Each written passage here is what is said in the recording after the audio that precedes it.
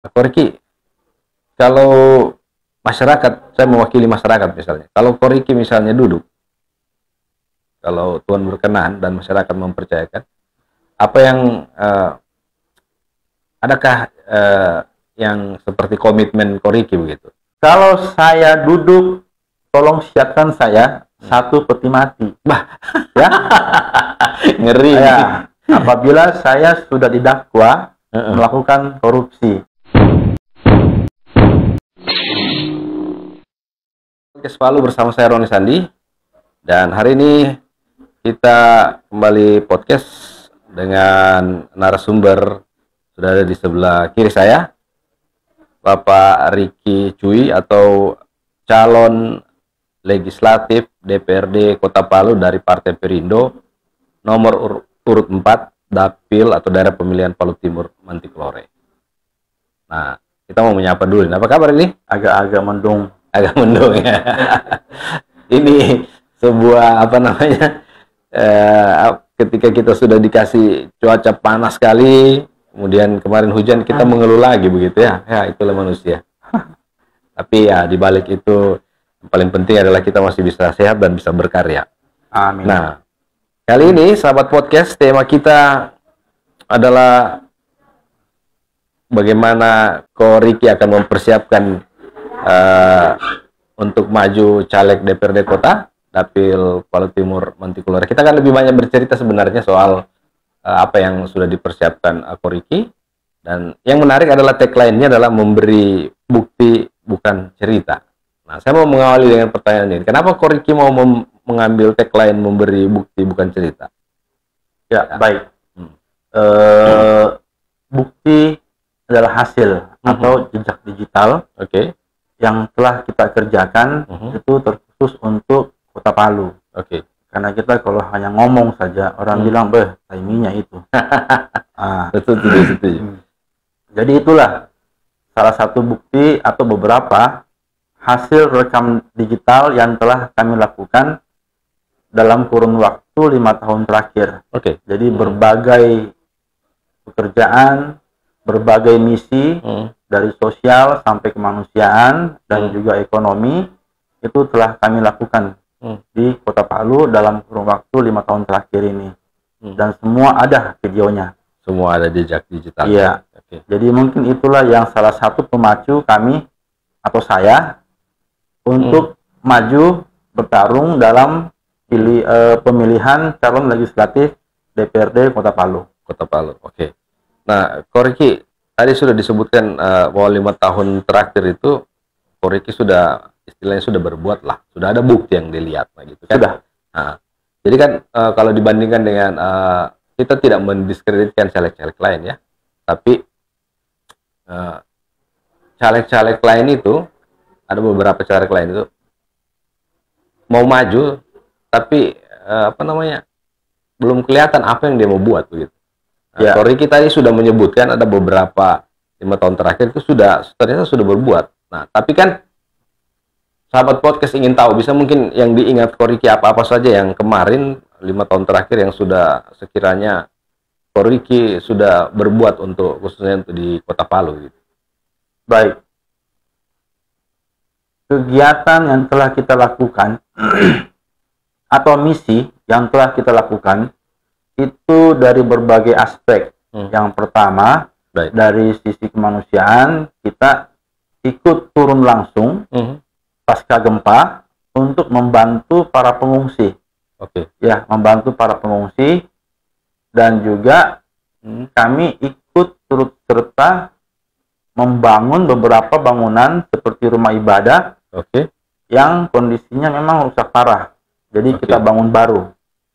Di satu sisi dari segi ekonomi itu kita mendorong para pelaku UKM untuk bangkit kembali. Bagaimana caranya mereka harus kembali berdagang agar mereka tidak selalu terpaku-paku bahwa aduh, kami ini kapan bisa mulai untuk berusaha. Nah, disitulah peran kami, dan kebetulan saya berada di Kadin Kota Palu. Nah, kita membackup mereka, walaupun belum semuanya, Tapi sudah ada beberapa UKM yang telah kami angkat kembali mereka setelah pasca gempa. Itu saya sudah tidak bisa hitung ya berapa banyak yang sudah kami lakukan dari sisi budaya, ekonomi, kemanusiaan. Yang terakhir itu kami ikut dalam membantu pemerintah dalam hal pemberian mobil ambulans. 4 unit. Cukup banyak ternyata sudah yang dilakukan Ko Ricky ini kemarin ya, 5 tahun terakhir, mulai dari aksi kemanusiaan, juga terlibat di pasca bencana ya. Sudah disebutkan tadi itu ada beberapa yang memang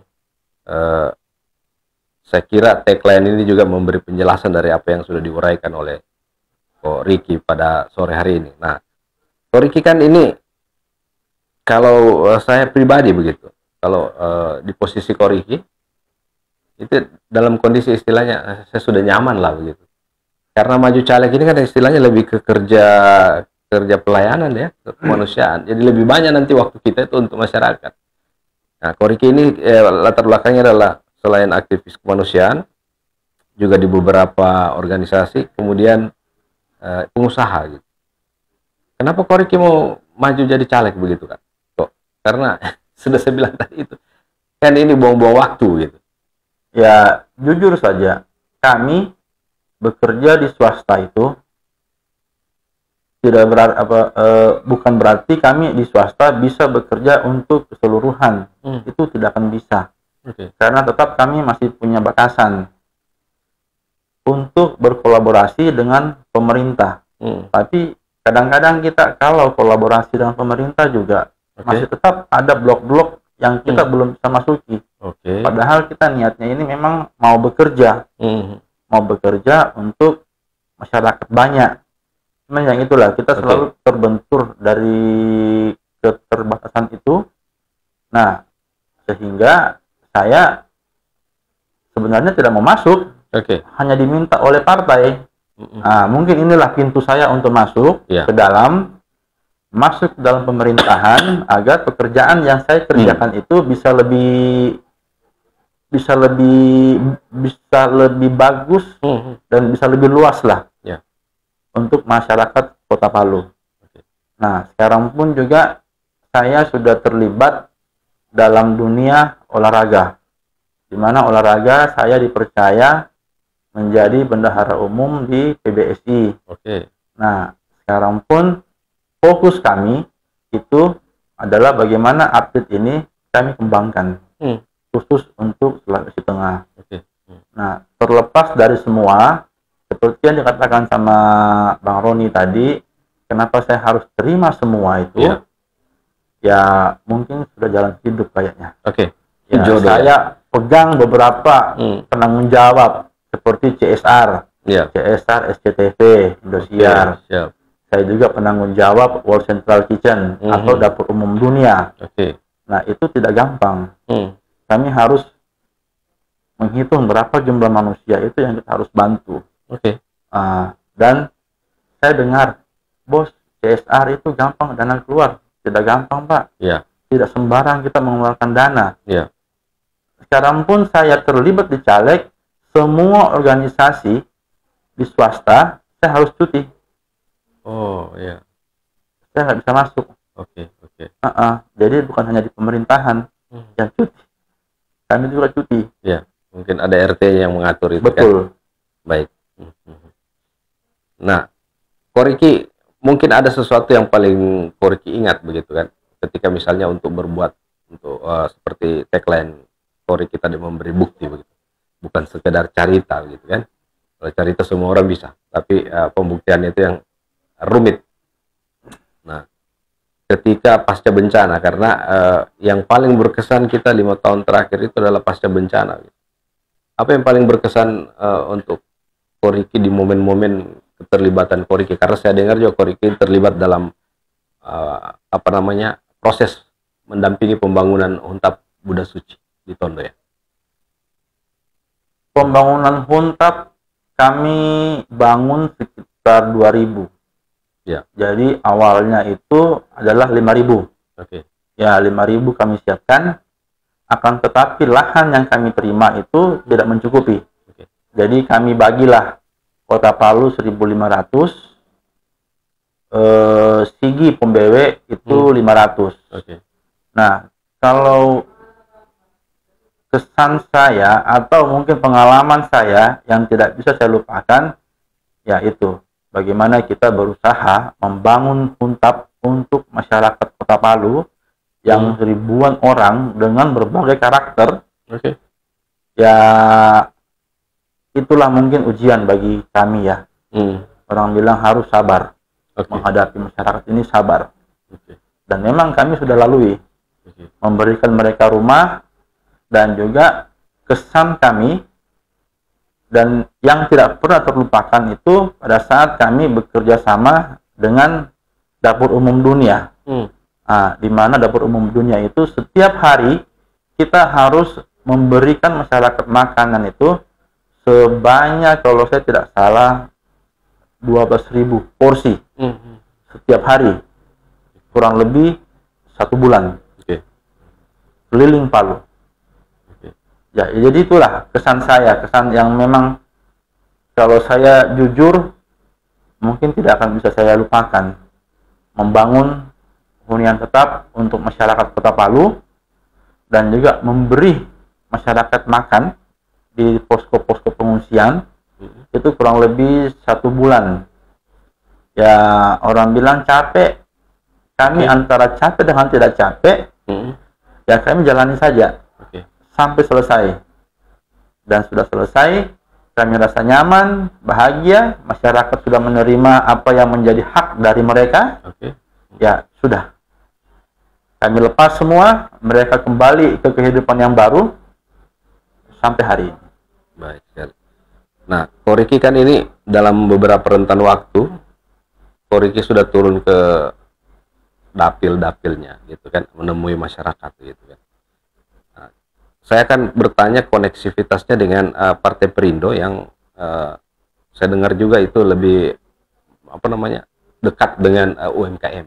Nah, adakah juga sejak Ko Riki turun di masyarakat ada aspirasi masyarakat yang sekiranya terkoneksi dengan visi dari Partai Perindo ini, khususnya UMKM? Kalau aspirasi dari masyarakat menyangkut UMKM, ini saya bicara dapil saya ya, Palu Timur sama Mantikolore. Ya. Semua kasusnya hampir sama. Hampir sama. Menyangkut ekonomi. UKM. Mereka ngomongnya itu bagaimana kami ini bisa berjualan, bagaimana kami bisa mencari modal untuk membuka usaha. Nah, itu memang kasus yang hampir semua sama itu. Hanya saya memberikan mereka solusi jalannya. Baik. Ya, jalannya. Selama kita masih bisa berusaha, kita akan terus berusaha. Kuncinya hanya satu, niat dan kemauan. Mau berusaha, pasti akan jalan. Saya pun sudah mulai mengumpulkan data-data mereka. Yang dulunya itu mereka adalah pelaku UKM yang mungkin karena sebab dan akibat. Mereka ada yang berhenti, ada yang kena musibah. Nah, itu saya sudah mendata. Tapi saya tidak memberikan mereka pada hari ini. Itu adalah program atau PR saya kepada mereka. Nantinya jika memang saya diamanahkan untuk masuk ke DPRD Kota Palu. Dan itulah tugas pokok pekerjaan saya. Jadi kalau orang bilang, Pak, programnya apa? Kami ini caleg DPR Kota. Kami tidak ada program. Justru kami ini datang ke masyarakat-masyarakat untuk mengambil programnya mereka, dan itulah PR kami. Baik sekali. Sudah ada beberapa banyak kok. Dari ekonomi sudah ada. Terus dari kemanusiaan pun ada. Yang dari Huntara. Nah, sekarang kan kita tahu masih banyak masyarakat Kota Palu Ya. yang tinggal di Huntara. Oke, belum mendapat huntap ya. Belum Oke. sama sekali mendapat hunian tetap. Kebetulan tadi malam saya ada singgah di salah satu Huntara. Baik. Tuh, mereka saya ajak ngobrol, saya tanya, apakah Bapak Ibu sudah didata oleh pemerintah? Oke. Jawabnya mereka, kami belum didata. Wow. Tapi kami menunggu. Baik sekali. Ya, saya tidak akan berbohong, walaupun mungkin bahasa yang saya ngomong itu jujur tapi agak sedikit menyakitkan. Oke. Minimal mereka jangan terlalu berharap. Jadi saya sampaikanlah ke mereka, kalau kalian belum terdata, jangan berharap. Baik. Ini sudah melebihi 2 tahun Huntara yang harusnya mereka huni. Baik. Aturan kan harus 2 tahun, setelah itu mereka keluar. Baik. Tapi ada solusi yang saya berikan kepada mereka. Di mana lahan yang bisa mereka temukan, Ya. nanti itu akan menjadi tugas saya.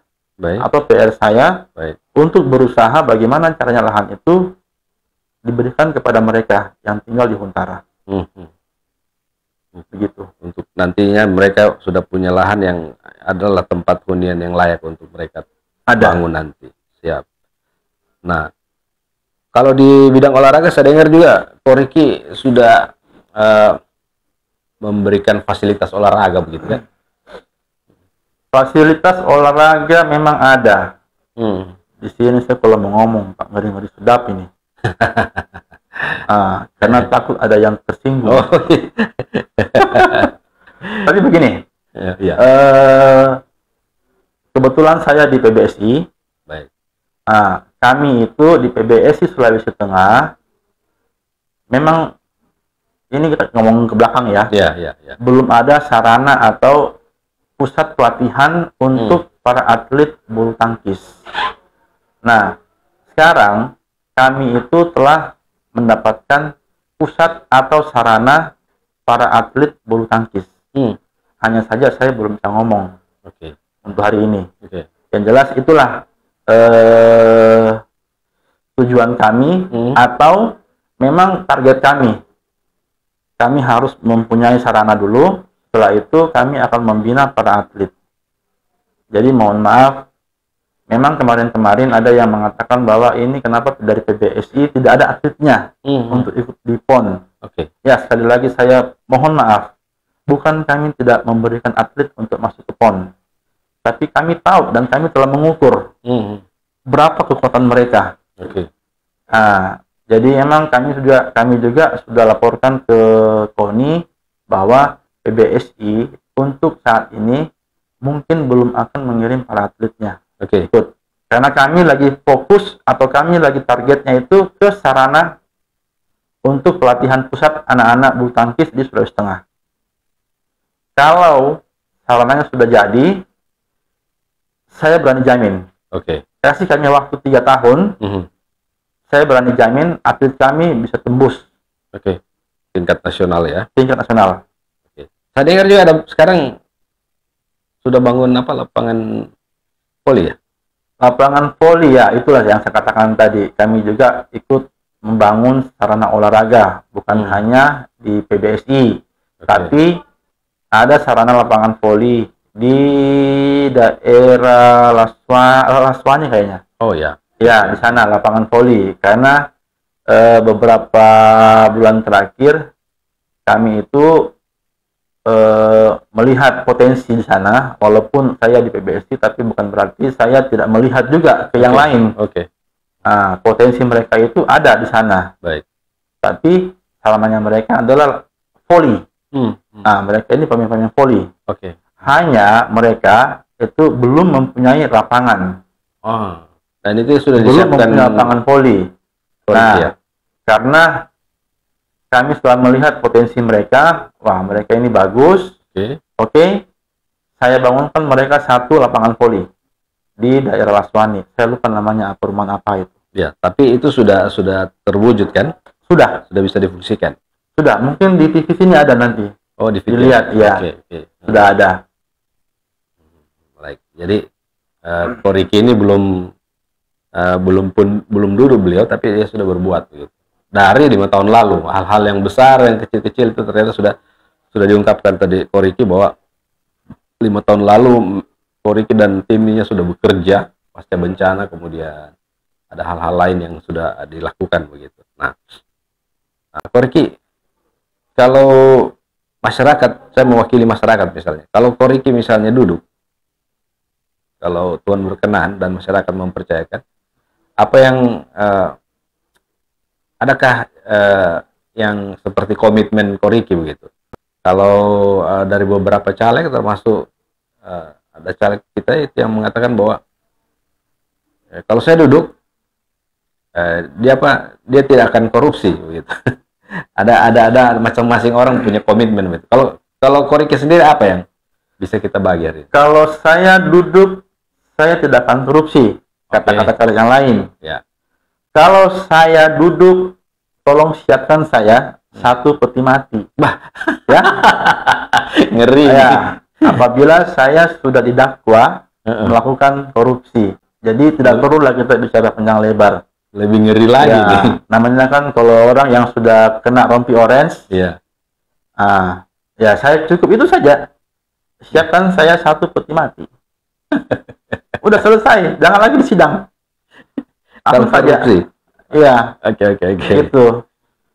Ini pernyataan yang berani nih saya kira. Singkat, padat, jelas. Kalau dulu ada politisi kita bilang kalau saya korupsi digantung di Monas. Kalau nanti beliau duduk di DPR, kalau korupsi siapkan peti mati. Ngeri-ngeri sedap ini. Benar-benar ini sebuah komitmen yang saya kira kalau masyarakat masih berpikir pejabat kita masih duduk kemudian akan korupsi, ya, komitmen yang tegas dan ngeri seperti harus juga dilakukan oleh caleg-caleg lain. Saya sambung sedikit. Baik. Selama ini kita bekerja, saya bicara atas pribadi saya. Baik. Yang sudah masuk di perusahaan swasta. Makanya dulu teman-teman menganggap saya itu DPS. Oke, apa itu? Dewan Perwakilan Swasta. Saya sekarang masuk ke DPR, saya dibully. Oke. Kenapa dia bisa masuk di DPR? Nah, tapi itulah perjalanan kami. Gini ya, saya di swasta, saya bekerja untuk masyarakat. Saya anggap saya tidak ada beban. Dan semua bisa saya kerjakan. Oke. Tapi saya heran, kenapa kita punya orang-orang di dalam, ya mohon maaf, saya tidak ngomong mereka lah. Tidak tapi yang kita lihat, setiap apa yang dikerjakan, itu selalu ada alasan. Dan susah untuk mereka kerjakan, padahal bisa juga kerjakan. Kan ada uangnya sana, dananya kan ada. Betul. Sudah dianggarkan. Selesai. Dananya keluar, dikerjalah. Tapi itulah yang terjadi, fakta. Mereka meminta kapan. Kadang-kadang saya pikir gini, kenapa kita ini kerja enak semua lancar, bikin A jadi, bikin B jadi, bikin C jadi. Begitu kita dengar ke sebelah, mau bikin A, menunggu dulu. Harus inilah, harus itulah. Belum tambah dikorupsi lah. Ini lagi PPN-nya apa segala macam, ya sudahlah. Masalah pajak, kita wajib pajak, kita harus bayar pajak. Baik. Tapi di luar dari itu, tunggu dulu. Ini tunggunya ini apa ini? Tunggu dulu. Dengan berbagai persoalan yang pada akhirnya ujung-ujungnya ada yang bermasalah hukum gitu ya. Iya. Baik. Nah, menarik sekali ini sahabat podcast, komitmen dari Ko Riki. Bagaimana nanti dia akan mewakili aspirasi masyarakat dengan komitmen yang tegas tadi itu. Jadi, saya kira tidak semua orang berani ya menyampaikan komitmen ini. Alasannya tentu pasti jelas gitu. Ko Riki maju jadi anggota DPR, calon anggota DPR ini bukan karena tidak ada pekerjaan. Nah, persoalannya sekarang banyak caleg jadi caleg karena ingin punya pekerjaan kok. Nah, ini berbahaya ini. Ya pada ujung-ujungnya nanti ya. Mungkin saya tambahkan. Ya. Banyak caleg atau siapalah ketika ditanya kenapa ente masuk caleg? Iya. Mau berubah nasib, Pak. Ini yang bahaya ini. Berarti tanda kutip ada yang diinginkan di situ. Padahal kita itu bekerja harusnya mengeluarkan duit. Oke. Untuk masyarakat. Baik. Bukan menyimpan duit. Iya. Nah, mengambil itu. hak rakyat. Ya, tapi ya kita kan tidak tahu manusia punya hati semua seperti apa. Baik. Tapi emang itu yang kita lihat, realitanya kan begitu. Baik sekali. Sama kayak sekarang. Kebetulan saya juga terhubung dengan pendidikan. Nah, ini juga mungkin satu informasi kepada masyarakat atau pemirsa. Bagi orang tua yang punya anak selesai SMA-nya dan mau masuk ke studi S1, baik, itu saya bisa bantu untuk ke luar negeri.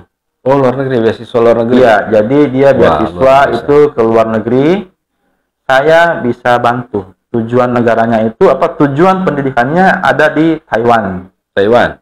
Ya.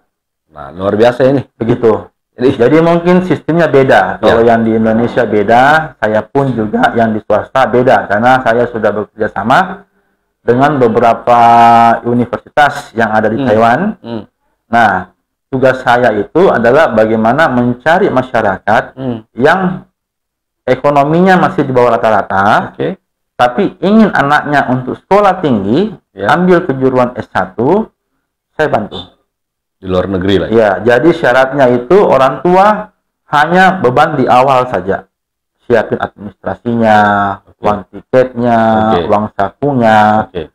Nah, setelah anak itu sampai ke Taiwan, jangan lagi biayai mereka. Nanti kita yang atur di sana. Tapi jangan kita selalu mendengar yang enak-enaknya. Iya. Saya harus jujur, saya sampaikan. Ada satu hal yang terburuk. Apa itu? Anak ini tidak mau balik ke Indonesia. Wah, kasihkan berarti. Ya, tapi itulah kami selalu sampaikan ke anak-anak yang dari Indonesia untuk studi ke Taiwan, ingat, kalian punya orang tua. Betul. Kalian sampai Taiwan berkat orang tua. Jadi jangan saking sudah terlalu enak di sana, orang tua dilupakan. Baik. Syukur puji Tuhan, sudah beberapa puluh anak yang kita kirim ke Taiwan, mereka semua bagus. Orang tuanya masih mereka lihat. Dan emang itu yang selalu kita bina ke mereka. Baik. Nah itu sahabat podcast. Kita satu ini, ternyata belum duduk pun dia sudah bekerja. Beasiswa saja sudah diberangkatkan sekitar 40 orang. Bagaimana kalau misalnya Ko Ricky ini duduk, itu kan tentu akan ada lebih banyak pekerjaan-pekerjaan yang bisa mendampingi masyarakat gitu, dengan aspirasi-aspirasi masyarakat lainnya. Baik sekali ini Ko Ricky. Nah, kok ini kita di penghujung ini, sebelum penghujung mungkin Ko Ricky bisa diuraikan. Tadi saya lihat ada beberapa organisasi-organisasi yang sudah terlibat di dalamnya dan beberapa kegiatan-kegiatan seperti yang di belakangnya. Cuma kan kalau di belakang ini mungkin pemirsa tidak terlalu jelas begitu. Ada baiknya diuraikan saja, silakan. Mudah-mudahan saya ingat semua. Itu terlalu banyak ini.